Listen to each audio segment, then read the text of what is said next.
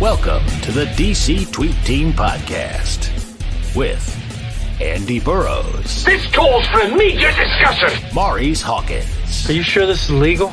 I don't know. It's fun though, isn't it? And Shelley Jordan. I'm your huckleberry. And now, here's your host, Andy Burrows.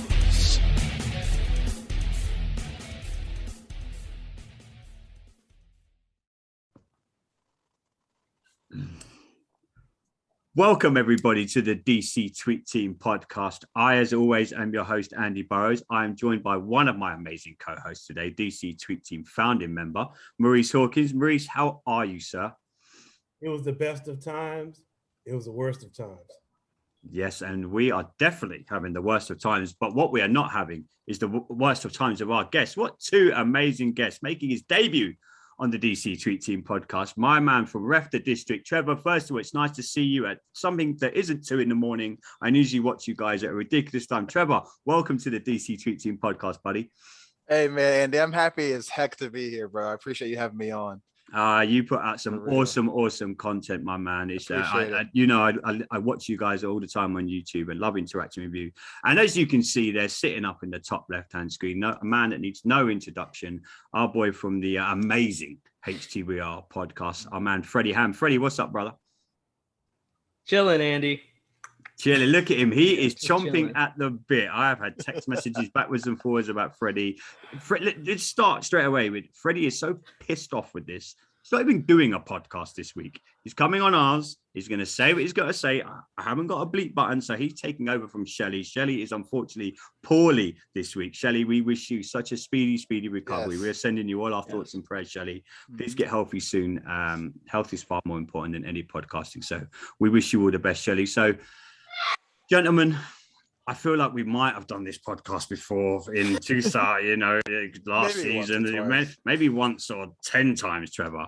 Trevor, this is your first appearance on the DC Tweet Team podcast. I'm going to let you go first. Before we try and break down yesterday's 21-43 loss to the Bills, what are your initial thoughts and reactions on what you witnessed yesterday afternoon? We're awful. I'm just tired. I'm just tired of it. We don't start fast. We get so far behind way too early and fast to where we have to scratch our original game plan and claw our way back in just to make it a contest. I'm tired of our defense being exhausted because they can't get off the field on third down. We don't force punts. It's just atrocious, man. I don't even know what else to say. It's just really bad. We have a long way to go if we want to be to where we were, quote unquote, in the off season, top 5 defense, this and that. We're not even close. Sack records, wasn't it? I heard at the start of the season. Sack records. It's just we have the best starting 7. You can even put 7 instead of 4. No, bro. Our whole defensive side of the ball is complete hot garbage. We conceded a score on the opening drive again, Trevor. Again. What is it about these opening drives that we just can't get off to every week, every team? I'm sure Atlanta are looking at this Sunday's game thinking, just get near the end zone on the opening drive. We're bound to put it in there. What is it with us and opening drives? Because this is something that's been going on for seasons now. You look at the games, I can just think off the top of my head, the Eagles game last season, I think the Giants game, maybe Detroit. What is it with us that the first drive of the... I don't know. It's like, I guess we have it instilled in ourselves that we can allow them to come down and we'll just bounce back and dominate, which is not the case. We need to stop, force a fourth down. Yeah. You know what I mean? It's just, it's atrocious. It's horrible with the slow starting. We're doing a lot of talking instead of performing. Measuring stick. Don't say that out loud. That's what B. Mitch and JP said earlier this morning. Don't say that out loud. Because now, look at us now. We could easily be. I said this when I was chatting to Carl from the Burgundy Zone. Freddie is sporting the Podfather t-shirt right there. There's Carl's big old mug. Look at him, the cutie pie. I said we could easily be, if it wasn't for a few yellow flags, we could easily be 0-3. For sure. Right now. But if you look I consider, easily be 0-3. Maurice, you're either putting your hand up to go to the toilet or you have something to say. I probably need to go to the toilet and vomit after this performance from the team. Like, here's the thing that's really gut wrenching, right? Like, I am a huge fan of this team, from the ups and the downs. Like this team has put me through the ringer from the name change to all the drama with, the front office. But we're still sticking with the team. And I think the issue with the team is that they're not playing with a sense of urgency. You know what I mean? There's a level of like them being lethargic and passive and not really trying to impose their will on people. And I think that we're overcoaching. I think that we hear so much about the schemes, Jack Del Rio's system and Scott Turner's system. Okay, if your system's not working, then you need to try something different. The definition of insanity is doing the same thing over and over again and expecting a different result. And all the teams in the NFL have all of last year's film plus the film of the games we played this year, right? And we're not scaring anybody.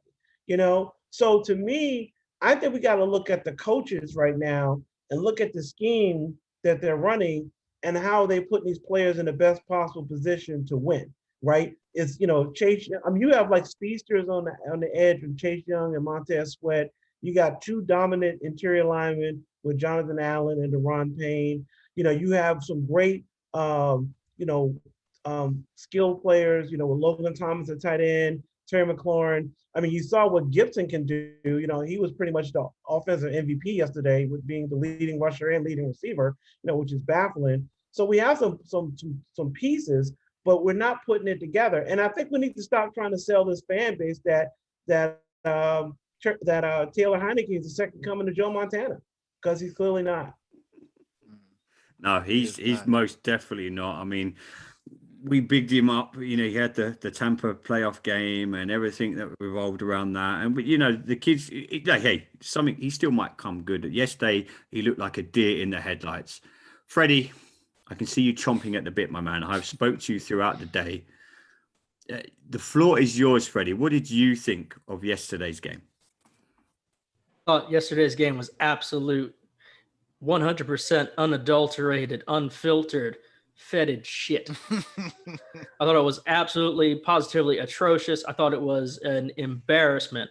I thought that the team looked like an ill-prepared Division II FCS team coming in to play a Power 5 FBS school. I wanted to throw that in, Andy, because I know you've been. You just said a whole bunch of words there. You know what I mean? I'm getting American college football, which I hope you're having fun watching college game. Fear the turtle. Certainly a whole lot more fun than watching the Washington football team. Mm-hmm. But no, I would echo a lot of the same sentiments. A lot of the same sentiments from Maurice and Trevor. But I mean, I think one of the big issues, a lot of people are saying it, I think that coaching is a big problem. I feel like that's been a problem in Washington for a long time, as we had kind of mediocre or average talent, and we had some above average talent, but we didn't have a lot of elite talent.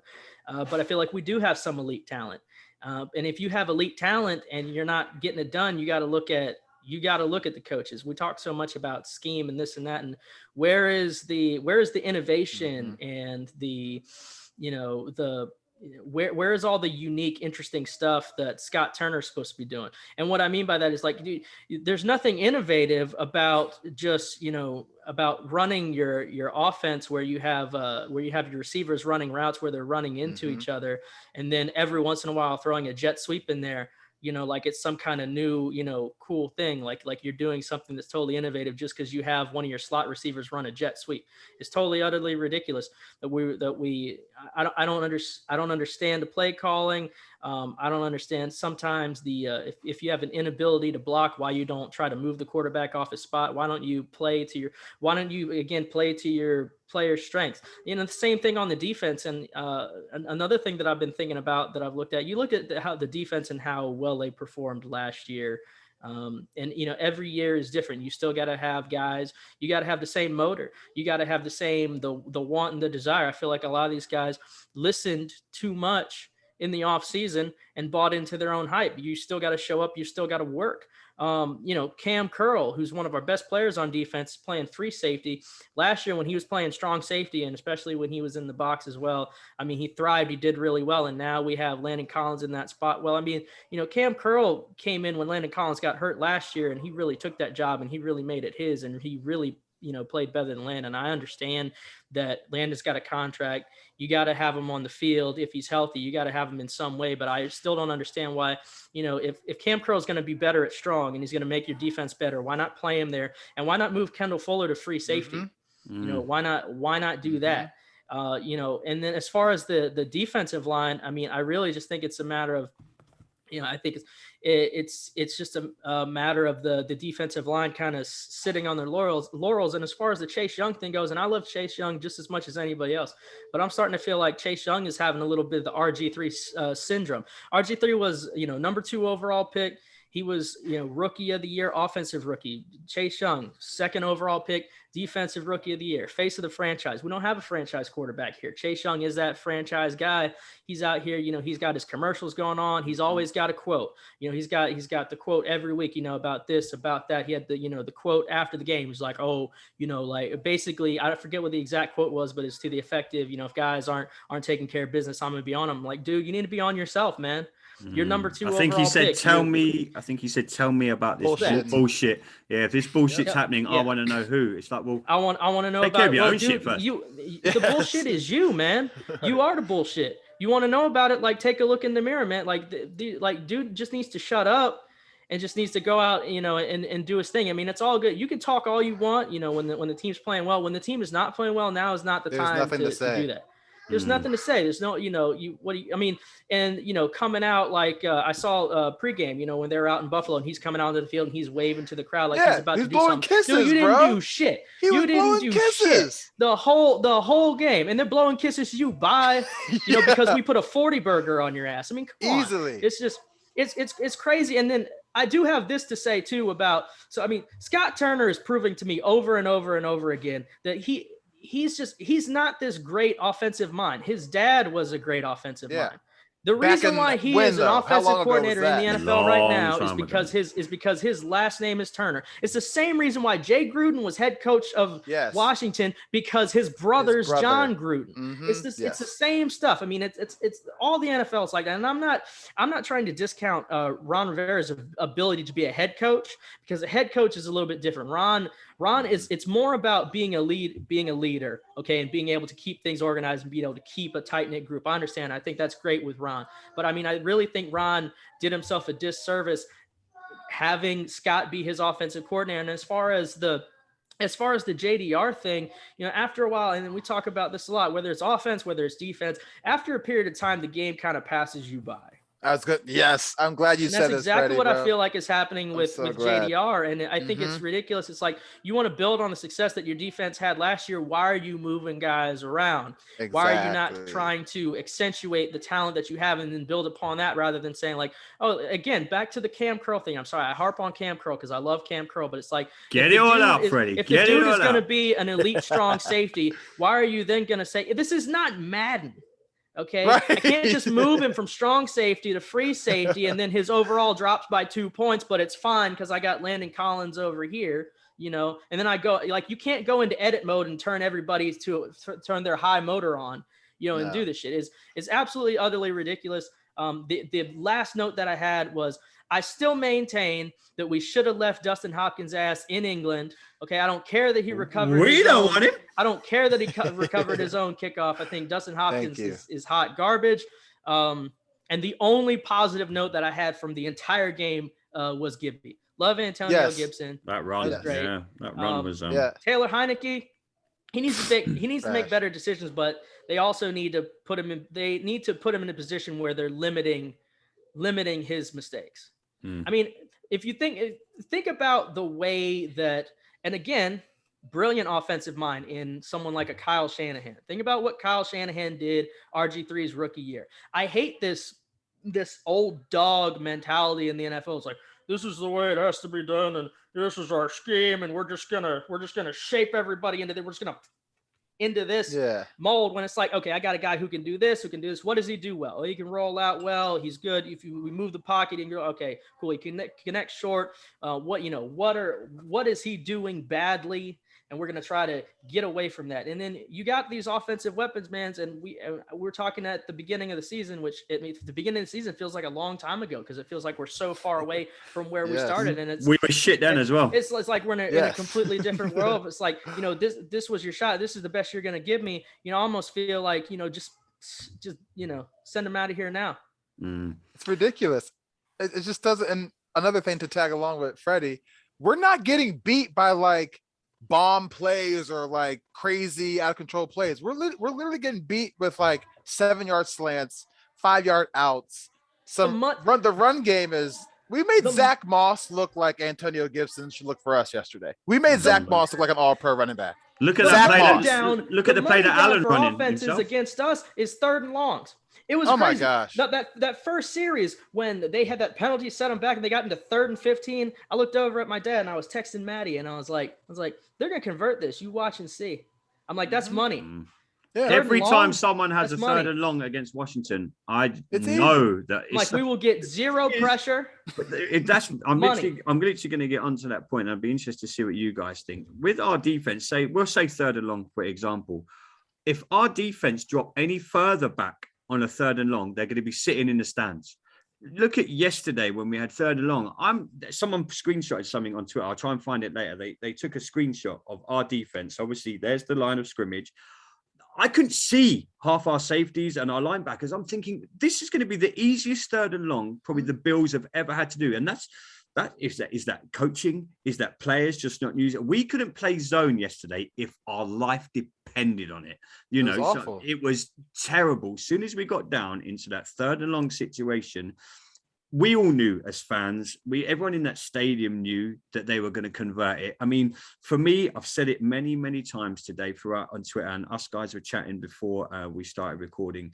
For me, effort cost absolutely nothing in life, whether that's sport, whether that's your work, whether it's podcasting, whatever you do, just give me 100% effort and I'll be okay. I might not like losing, and I fucking hate losing, especially when we spend a lot of time and a lot of fans put a lot of effort into this team. When I see things like yesterday, it looked to me halfway through that the 3rd quarter, because we kind of pulled it back at halftime, 14-20. It was a kind of bizarro world. That was so weird. For 10 minutes, I was thinking, hey, this is going to be the Pittsburgh game all over again, from last season. We're going to get back into it.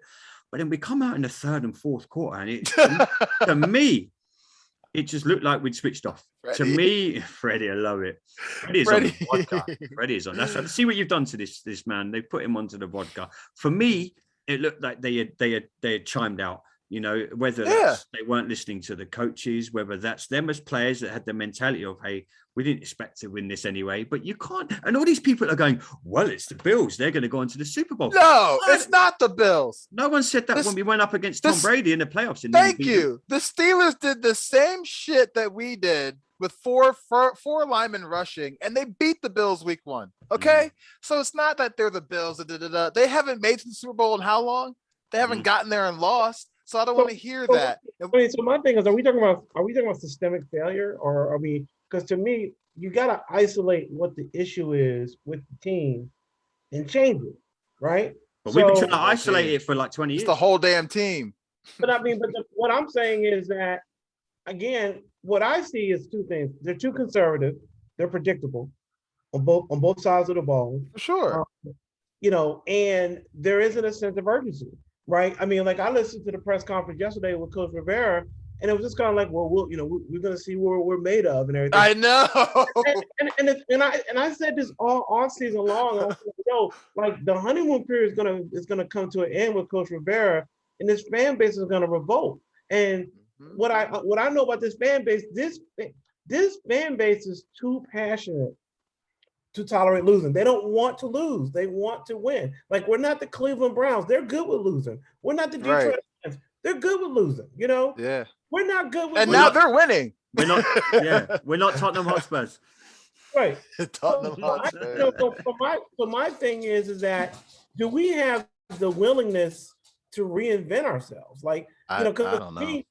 my thing is like, what do we do to dial up pressure? Like, I mean, first of all, you are what your record says you are. It's not with the NFL is not about potential. It's about your record. We're 1-2, and basically, if you look at 1-2, it's almost 7-9, right? So basically, we really haven't demonstrated any. We haven't demonstrated any progress as a team. You say that, Maurice. Sorry to cut you off. You say that. One person said to me today, if we win 7 games with this schedule, that's progress from last season. Just to no, it's not progress. Like, the NFL is not moral victories. The NFL is about winning and losing, right? Do you think that Tom Brady yesterday was like, "Hey, we played a great game"? No, hell no. No, they lost. No. They wanted to win that game.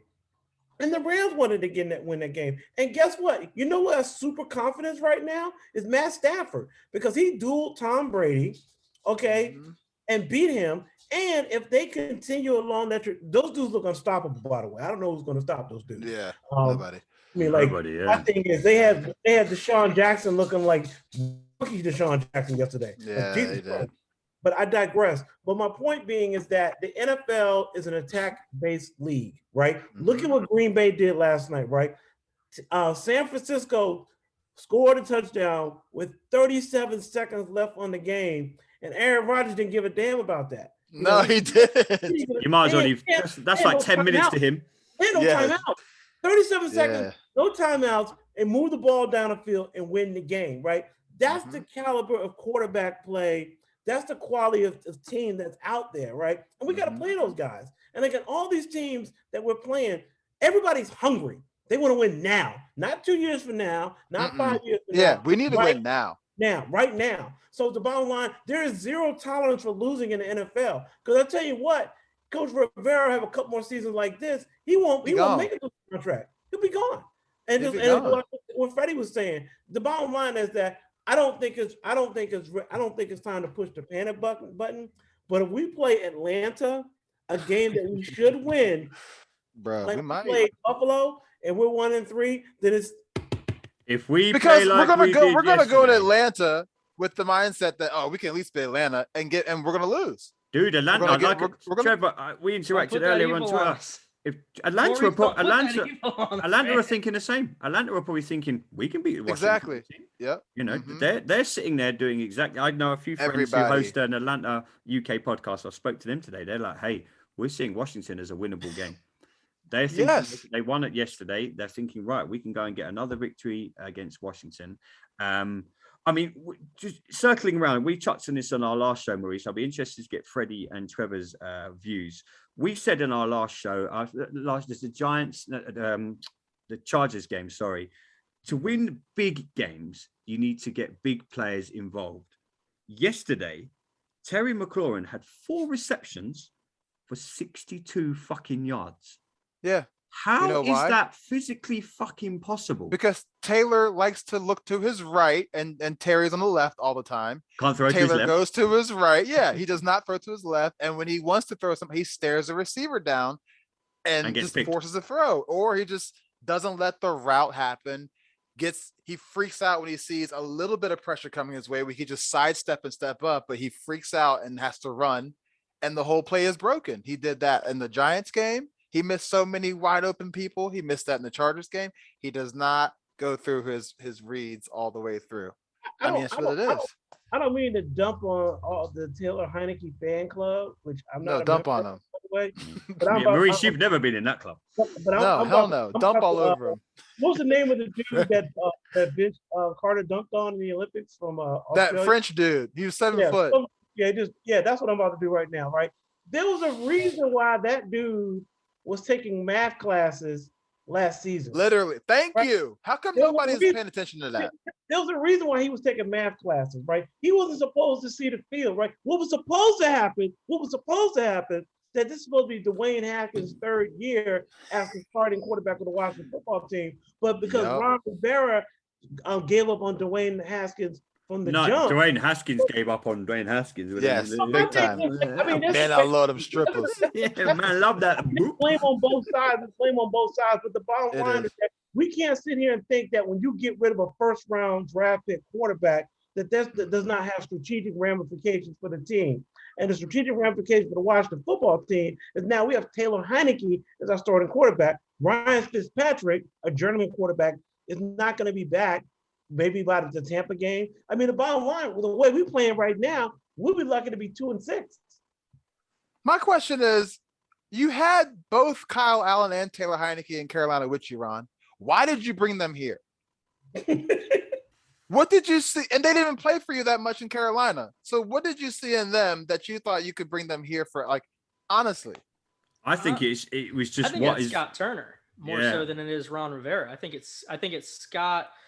I think it's Scott wanting guys that were familiar with his scheme and wanting to show, hey, this is what I can do. Well, I mean, if we sat down and studied the playbook, we could be familiar with the scheme too. Doesn't mean we can go out there and execute it. Like, so I think we haven't. And all this talk of no, it doesn't, and it doesn't matter if you're and it also doesn't matter if you're executing exactly. But let me ask you this, right? Is Baltimore is Greg Roman running a scheme, or did he tailor an offense around Lamar Jackson? Right, he tailored an offense around Lamar Jackson. Is the Seattle Seahawks running a scheme, or did they tailor an offense around Russell? They're tailoring. Does Kansas City Chiefs running the scheme, or did they tailor an offense? Not even close. Right. No. And when did stuff with us go awry? And I talk about it when RG3 had his ridiculous rookie season, and then shit went sideways the next year. And he really he hung himself. He's the one who went in and is like, hey, we got to do stuff different. I'm going to be a pocket passer now. He had an offense tailored to him, and then completely just blows it all up. To me, let me tell you something right now, and this is what I always say, right? I don't care diddly poo about your scheme if your scheme doesn't lead to winning. Right? Yep. Diddly poo. Because I don't use that was a Jim Mora. Diddly poo. You know what I'm saying? I can say it for you if you want. If you can't say diddly shit, I can say it. But just the diddly poo. The diddly poo. I like that. You never saw that interview with Jim Mora? No. It's a classic. Yes, I'll look after this episode. I do agree that I think the game has surpassed our coaches offensively and defensively. I agree with you, Freddie. I think that it's funny you should say that, Trevor. So I'll let you answer this. Didn't mean to interrupt you, but we've got loads of people interact with us on social media today. Trevor, this one you can take. Scott Hartley, good buddy of ours, he says, and this is for you, Trev. When do you think it's time to look for a change at coordinator on both sides of the ball? With JDR's seat must be getting very hot right now. Are we just panicking, Trevor, or would you generally actually right now, only having played 3 games, look to change shit up? You should definitely start browsing around. You should start window shopping at least, getting a shopping. Who's going to want to come here though? I know. Well, maybe they'll see the skill players and the players that we have, and they'll know exactly how to use them accordingly. Maybe that can bring them here, but other than that, I don't know. But you can at least start getting your shopping list together, writing names down as possibilities. Hey, little one, little dude. JDR was good on defense back when. How long was he in Denver? How long ago was that? Okay, exactly. Yeah. And Scott Turner, you just because you're Norv Turner's son does not mean you're successful as him. And he was successful back in the 80s and 90s. This is the 2020s now.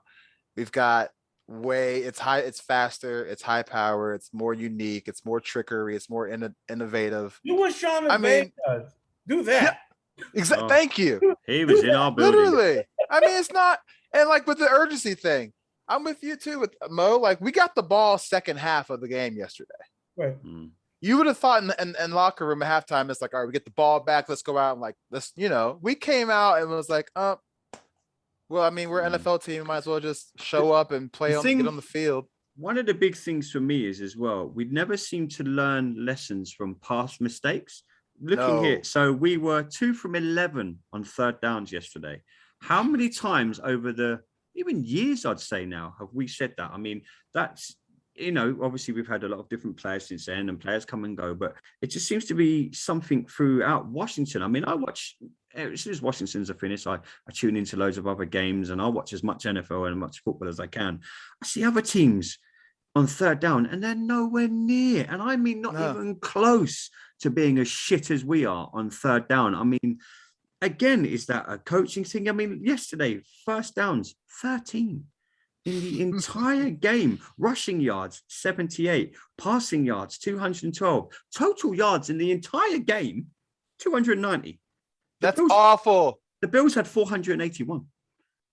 I mean, and that you can go back. I was looking, I always make my notes of the podcast, as I'm sure we all do with our shows. I was going back through all of last season's notes. I always write down all the yards, and I'm thinking, this isn't something new. This isn't a Ron Rivera, Scott Turner. This isn't there. This is a Jay Gruden problem. And then you can go to the Shanahans. You can go further. This seems to be a generic Washington problem. And I mean, I have fans interacting with me and all the time, especially say our age group. Like many people now I've been supporting for 20 odd years.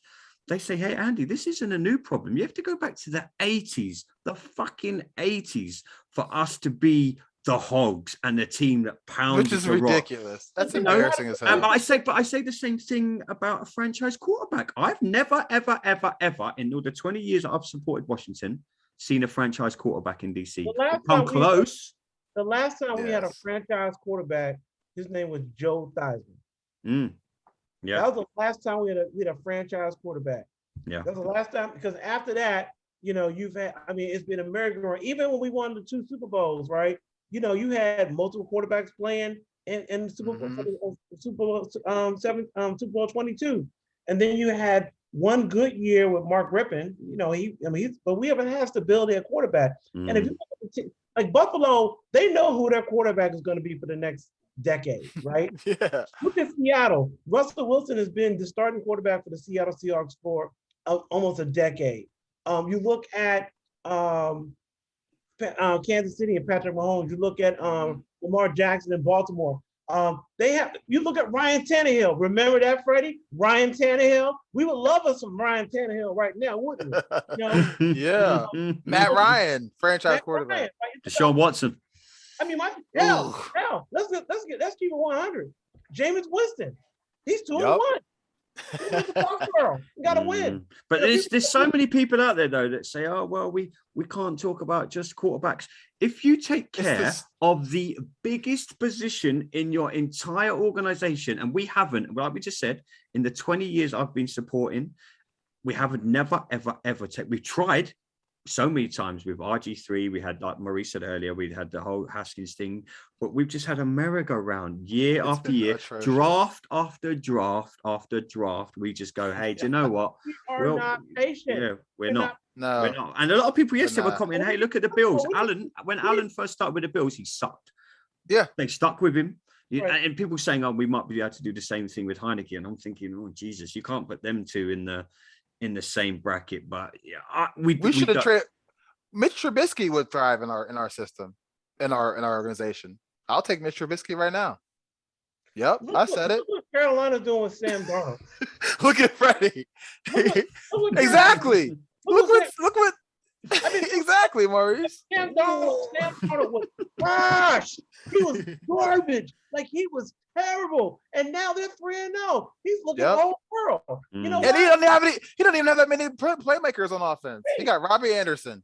And because CM20 Christian McCaffrey is always hurt. So Freddie, I'm going to give you the next question, my friend. Freddie with the Sky vodka. Freddie's just getting drunk on vodka in this episode. Freddie, yeah, man, crack open. You're more crack open. Hey, look, it's nearly 10 o'clock at night here. I can get on that. Nathaniel would like to ask a question. Freddie said, get into this on the show, guys. If the Washington football team doesn't win against Atlanta, the season is over. This is what Nathaniel. Time to start making trades and getting as many picks in next year's draft as possible, including the first pick to get a franchise QB. No. Freddie, what do you say to that? I vehemently disagree with that. Yeah, no, I think that's way too much. I mean, I feel like, I mean, we this is the NFL season, so we live and die week to week, right? But no, I don't think it's time to just give up on. Freddie. Yeah, you tell him, little man. Everything and everyone, and to do all of that. I don't think that's wise. No, Freddie. I mean, I do think it's wise to, take a big look with your scouting department and see, and be looking all year at who you want to target and have contingency plans in place for what you're going to do, as far as quarterback and all of that. I mean, the Chiefs were looking at Pat Mahomes for 2 years before they drafted him. Ready? Yeah. That's wild. So, but I mean, that's what happens when you have competent people doing the Yes. proper things. And you have and here's the thing, Ron could be Andy Reid. Ron had been to the Super Bowl and lost. Ron is a guy that players respect. Players want to play for him. Ron, in a lot of ways, is like an Andy Reid. What did Andy Reid do, though? Andy Reid got his coordinators, who the game had not passed them by, to do innovative things, and he had a personnel department, to get him what he needed to do that. And he doesn't try to shoehorn guys into a spot to do something that they're not suited to do. That's also why Kendall Fuller thrived there. It got him a great contract with us.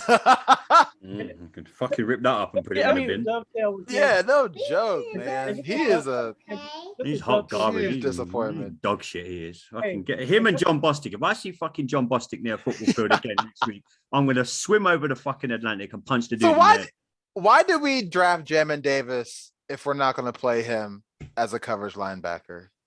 For what? Yeah. Why did we do it? Answers on a postcard. Exactly. Answers on a postcard. Top 20 pick. Yeah.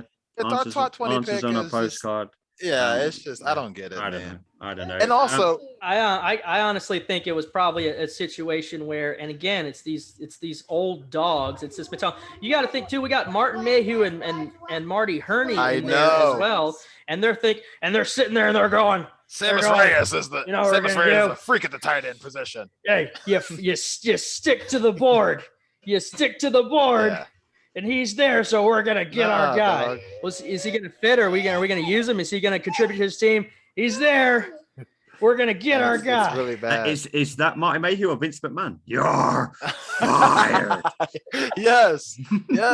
Combination of it's time to get some young bloods in here on coaching staff. I'm sorry. It's just that's also what it is. Hey, that's why we're here to shoot this shit. Guys, think about this for a second, right? Sean McVay was on the staff with this team. Kyle Matt LaFleur was on the staff with this team. I think Matt LaFleur had some interaction with this team, right? Those three guys are NFL coaches. All three of those guys, at minimum, have gotten their team to the conference championship. Two of them gotten into the Super Bowl, within the first 3 years of the coaching the team. So there's talent out there. And the thing, and what you have to be in the NFL, and I said it before, and I say it again, I continue to say, you have to be aggressive, right? Yes. The Rams are aggressive. Hell, the Cowboys are aggressive. See, y'all ain't seen no misery yet until Dak and company come up here and they lay the smackdown on us. That's when you're gonna see some real misery. We should be 0-3 right now. Like the bombing of England when the Nazis were trying to take over England in World War II around here. Hey, why are you bringing us into this, man? What did we ever do to you, man? I'm having a bad enough time. Now you have to bring up the what? So I won't be satisfied for this team unless, if we beat Atlanta, I hope we go in Atlanta and dog the absolute shit out of them like we have been dogged. That's what I want to do. I saw a stat. I saw a stat. Atlanta has allowed 95 points in 3 games. I think we've allowed right behind them like 92. We're next. Yeah. So it's going to be. It has a really, really this big game chance could be of it 40 to 41.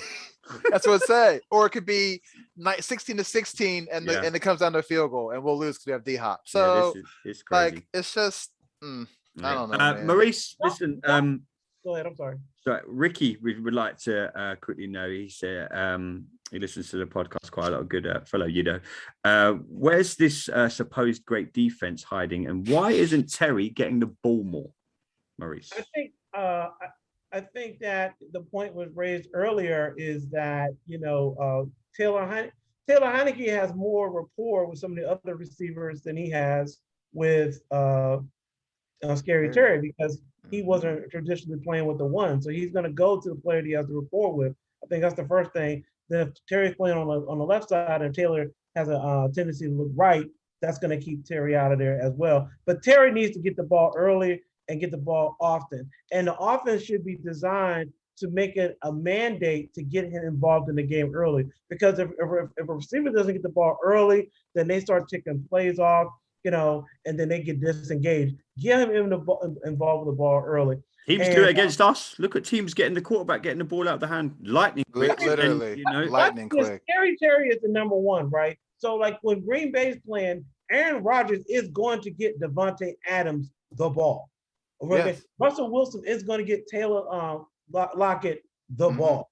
You know what I mean? They're going to get their number one. I mean, like Kyler Murray, who right now could be NFL MVP, is going to get DeAndre Hopkins the ball. Get your one receiver the ball. That's what we're not doing. And I think to me, it's like, Scott Turner just, he's not an aggressive play caller. Like he's conservative. He's safe. You have to gamble. You got to take risks. You got to push the ball down the field. And to me, that's just telling me that they don't trust Taylor Heineke's arm strength if they're not going to stretch the ball down the field. They don't trust it.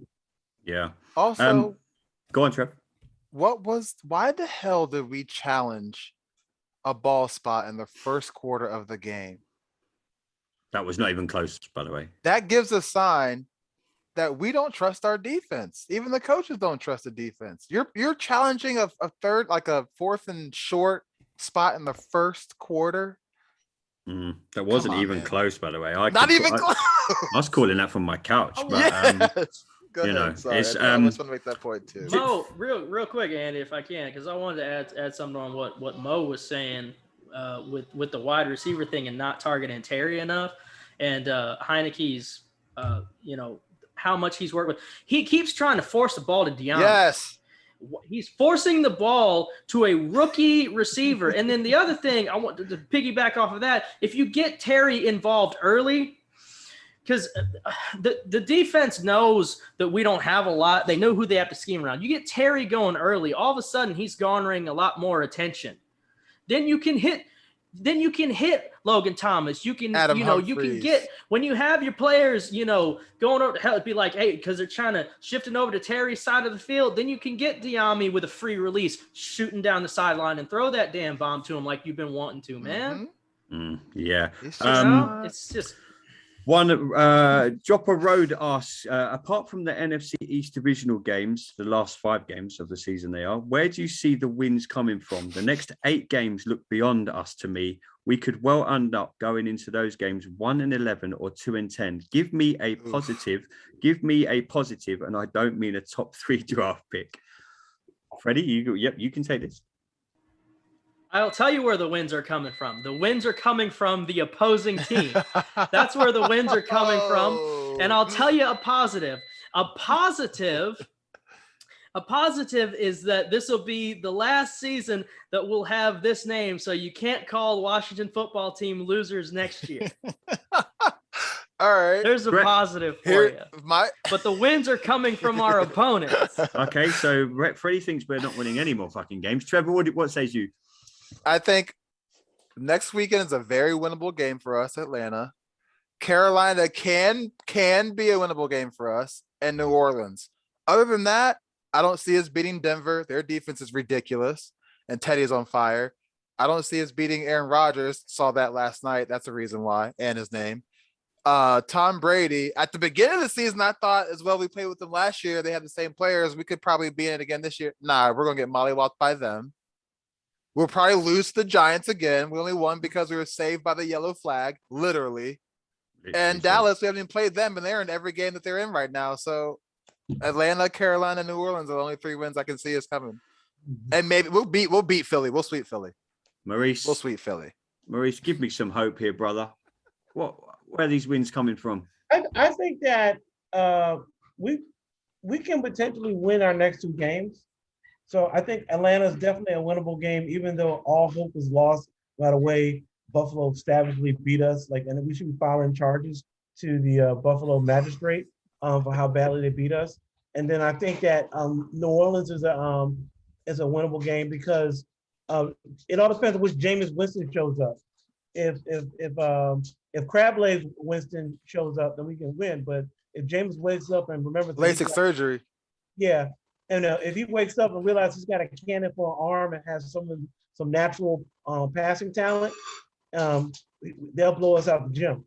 So, and the key with New Orleans is not necessarily Winston is going to be contending to Alvin Kamara because he's the guy that makes everything go. Okay. Sorry, Hey, Andy. No hope for us here. no, there's fucking no hope on this podcast today. I am. The DC podcast. Yeah, DC fucking tweet team. All I want. So we've got Atlanta, and then we have the Saints. In the next, especially this week now, what I don't want to hear from our coaches and our players are, you know what, guys, we're that wounded animal. You write us off when we're down.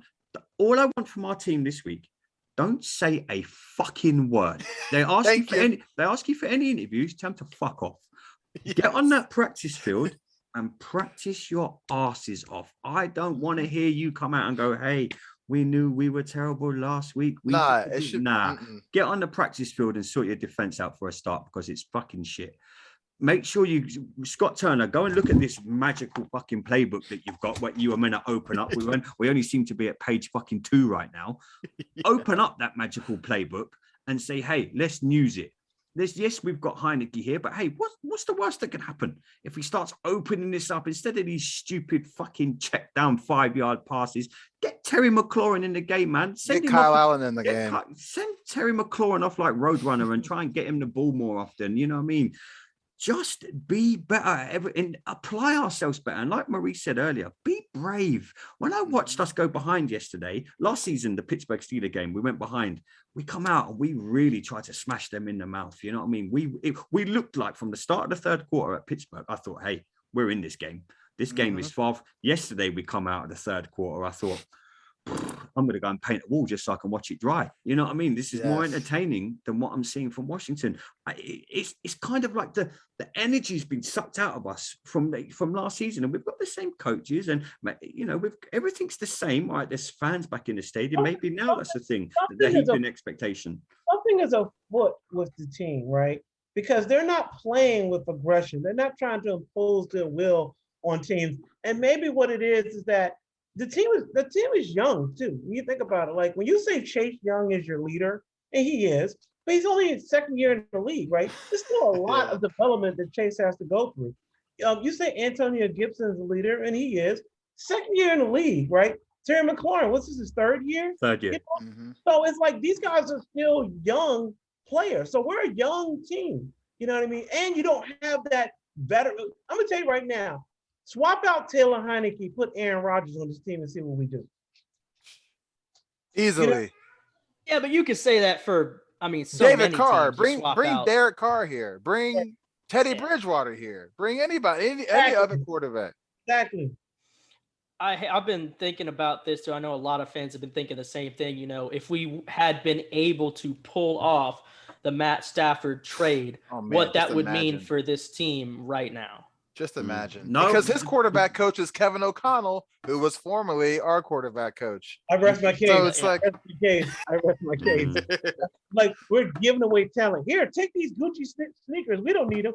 Take this Prada bag. We don't want that. Nah, we'll take them old man New Balances and them we'll take that dollar store bag that you've got over there and the flea market stuff you've got in the back. Giving away. Let me tell you right now, when you have brilliant football minds, you know what I'm saying? Sean McVay is a brilliant football mind, right? Like, you don't let that go. Like he's 40-0 when leading at halftime. Should have fired Jay Gruden and elevated him to head coach. Can you imagine that?